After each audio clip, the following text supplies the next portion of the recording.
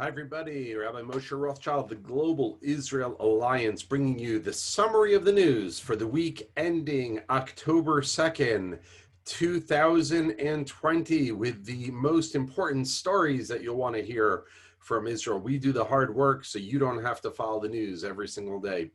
So this story is actually about the United States, but it reflects an important story vis-a-vis Israel. In California this week, they vetoed an anti-Semitic, what was called an ethnic studies public school curriculum.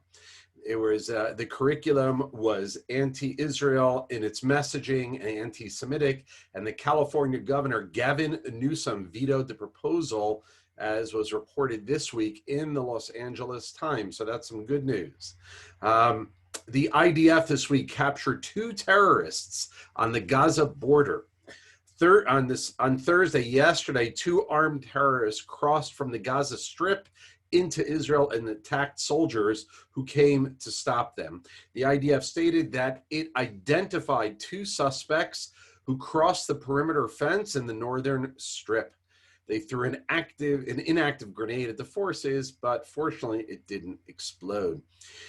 This week, Israel sadly hit a new record high of 9,000 daily infections of the coronavirus, and the Prime Minister called for the healthcare system to be prepared to handle 5,000 patients in serious condition, and we crossed the threshold of 1,600 deaths from corona this week as well. And we continue to be under full lockdown. Now, in an explosive story, it's reported in a newspaper in London that Syria is potentially going to make peace with Israel.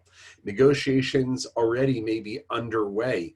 This was reported in the London-based newspaper called Asharq al-Awsat. I don't know if I pronounced that correctly, but it's an Arab language newspaper. And if this is true, gosh, I'm just stunned, to be honest with you. I mean, UAE, Bahrain, possibly Syria. I mean, that's incredible. Who would have thought?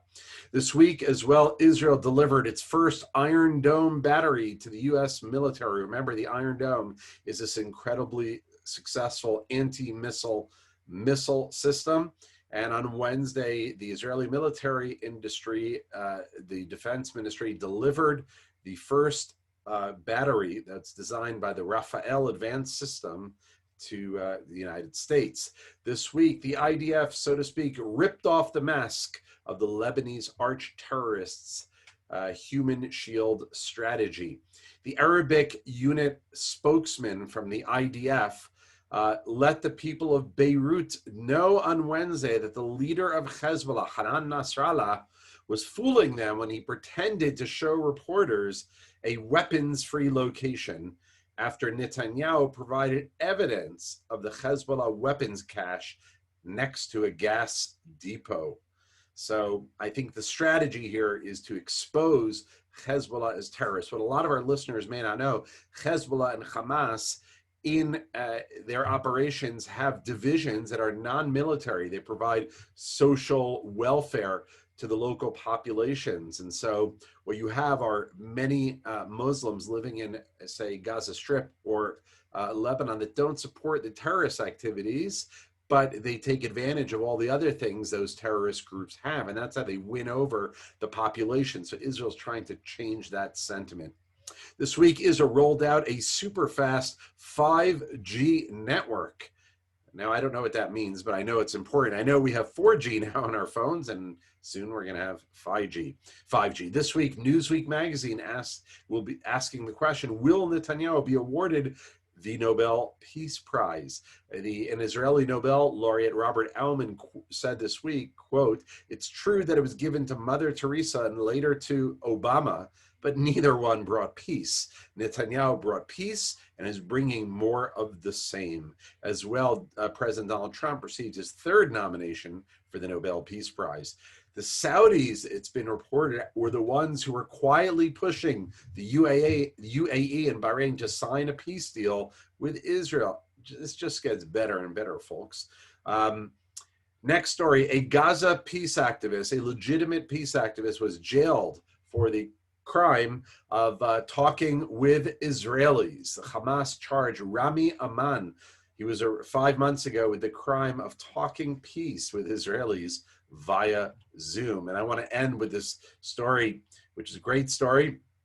This week, an Israeli and an Emirati singer, an Arab and an Israeli singer, they released a duet celebrating peace. It's called Hello Friend. It features Israeli Elkanah Marziano and the UAE Walid Ajiasim.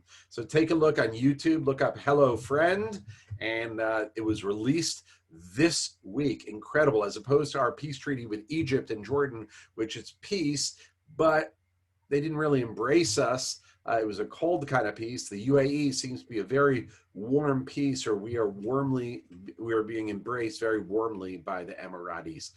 So folks, tonight, Friday night, we begin the holiday of Sukkot, the Feast of Tabernacles, an incredible holiday with great joy. So I wish all of you wondrous joy this Chag, this festival of Sukkot, and please God, we will all be once again united when this lockdown ends, and you will be able to travel to Israel, and we'll all be able to see each other in person.